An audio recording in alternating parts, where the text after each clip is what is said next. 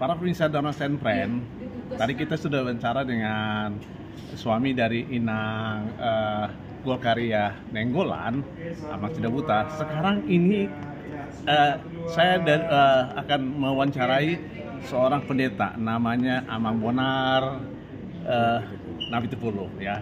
Kenapa saya tertarik wawancara ini? Karena pribadi dari Amang Bonar ini, dia sangat care dan mendukung Inang ini. Seperti tadi kami katakan, Inang ini bukan masalah jabatan di koinonianya Kabitnya, tetapi bagaimana dia mau membuat pembaruan di koinonia ini, di HKBP kita yang kita cintai ini. Yuk kita lebih dekat lagi kepada Amang Bonar Nabitipulu, pendeta di HKBP Kapuk. Yuk kita lihat ya. Ya, inilah pendeta Bonar Nabitipulu. Kita akan lebih dekat lagi. Selamat sore Pak Pendeta. Selamat sore Pak. Silakan memperkenalkan kepada pemirsa. Saya Pendeta Bonar Nabitipulu, sekarang melayani di HKBP Kapuk Sawah, Resort Kebun Jeruk. Oke, udah berapa lama di situ melayani? Saya 2,5 tahun. 2,5 tahun. Sebelumnya? Pendeta Resort Taman Mini. Taman Mini. Oke, itu sekarang ke situ ya. Sekarang kalau boleh tahu usia berapa, Amang? Usia 53. 53 ya, tapi masih energik ya. Selalu mantap sekali ya. Oke, Abang nanti di sini saya memimpin ibadah ya di sini ya. Di deklarasi Pendeta Golkaria Nainggolan MTH ya. Kenapa Amang? Bagaimana untuk Amang sendiri tentang deklarasi hari ini itunya? Ya. Kita melihat salah satu sosok ketepatan Pendeta Golkaria Nainggolan Manus Teologi, salah satu sosok yang saya sudah kenal. Dimulai dari waktu mahasiswa bersama di STT HKBP tahun 90. Dari berbagai pelayanan di lapangan dan latar belakang pelayanan, bahkan dari mahasiswa termasuk salah satu sosok yang mempunyai ide dan mampu memberikan solusi yang dibutuhkan saat ini. Karena itu yang kedua, pengalamannya yang melayani 6 tahun di Jerman itu salah satu suatu nilai berharga untuk menjadi seorang sosok kepala departemen koinonia yang kita butuhkan ya. Jadi sangat energik, masih memikirkan visi untuk HKBP yang secara pribadi sangat mendukung sentralisasi. Sangat mendukung sentralisasi. Bahkan dia memberi suatu bagaimana koinonia juga terbentuk di gereja supaya tetap menjadi salah satu departemen yang kuat dalam akar rumput melayanan ke jemaat. Itu yang membuat pemikiran saya dan sangat mendukung untuk hari ini Amang ya. Tadi Amang mengatakan deklarasi ini terusnya bagaimana Inang Golkaria Nainggolan ini untuk ke KB Koinonia, terus Amang bicara tentang sentralisasi. Sebagian di HKBP ini Amang, kita jujur, kalau bicara sentralisasi itu bicara uang, ya, uang, penghasilan pendeta dan sebagainya. Sekarang apa hubungannya sentralisasi dengan kabit koinonia ini, pelayanan koinonia, Amang? Ya, kalau kita lihat koinonia salah satu tugas gereja dari 3 tugas gereja, koinonia, marturia, diakonia. Karena sebenarnya koinonia itulah yang persekutuan di gereja itulah yang benar-benar kita bangun. Kalau sudah terbangun dengan kuat dan kokoh persekutuan di gereja, apapun visi dan misi gereja Hatopan itu akan berjalan dengan baik. Jadi persekutuan yang erat di koinonia itu harus benar-benar kuat, ya. Baik mulai dari sekolah minggu, remaja naposo, seksi ama, ibu, perempuan dan lansia, itu salah satu bagian dari koinonia. Maka pelayanan diperkuat di kategorial persekutuan itu. Saya rasa kalau sudah di koinonia sudah kuat, apapun tugas sentralisasi semua pasti berjalan dengan baik. Berjalan dengan baik ya. Tadi Amang mengatakan bagaimana dengan Inang Golkaria ini adalah pertemanan dan sebagainya.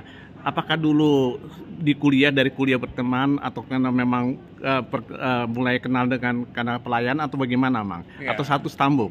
Karena kita stambuk 5 tahun bersama dengan beliau di kampus, di STT, dan kita tahu kinerjanya dan sangat cocok untuk Koinonia, untuk mengayumi. Salah satu, Pak, dia akan mampu mendampingi pimpinan itu. Oh gitu. Abang lihat dari segi mana nih cocok di Koinonia ini? Abang dari segi mana nih? Selalu memberikan suatu ide yang memberikan spirit, ya, hal-hal yang baru. Jadi selalu update dalam pelayanan. Update pelayanannya. Abang bisa kasih contoh sedikit, Abang? Ketika kami diskusi bagaimana nanti Inang Golkaria untuk membangun HKBP di Koinonia, dia sudah mengatakan Paulus. Dari situ dia akan memberikan masukan-masukan agar masalah yang ada di akar rumput dia mampu melihat, ya. Bukan hanya uang tadi sentralisasi, tapi sentralisasi itu termasuk sentral dalam pelayanan. Ya. Itu paling utama, ya. Jadi kalau kita lihat bagaimana Inang ini, saya lihat kalau saya nggak salah, ya, ini mau membuat bagaimana pembaruan di HKBP, terutama di bidang Koinonia ini, ya. Bukannya berarti Koinonia kita selama ini mundur, enggak juga, ya. Tetapi bagaimana tuh kita lihat untuk supaya lebih dikenal, karena kalau kita jujur, Amang, ya, HKBP dan pergerakannya, kalau kita lihat dengan grup istilahnya kelompok-kelompok agama seperti saudara kita di NU dan Muhammadiyah, bagaimana gerakannya begitu sangat ya. Saya nggak katakan bahwa di AKBP ini kurang, enggak, ya, tetapi saya lihat perlu ada gebrakan yang sangat-sangat untuk itu. Bagaimana pendapat Amang tentang ini? Ya, salah satu isu yang sangat menarik itu ketika pemimpin kita, Bapak Presiden kita memberikan ruang untuk ikut memikirkan kesejahteraan. Kita tahu isu yang paling menarik itu adalah kita dikasih izin, salah satu hadiah besar itu sebenarnya. Tetapi saya tidak menyalahkan pimpinan gereja. Alangkah baiknya banyak jemaat-jemaat kita ini yang mempunyai kemampuan, skill dalam hal itu, tanpa mengurangi pengakuan kita tentang alam ini. Ya, ada sudah aturan main. Saya sangat setuju, ya.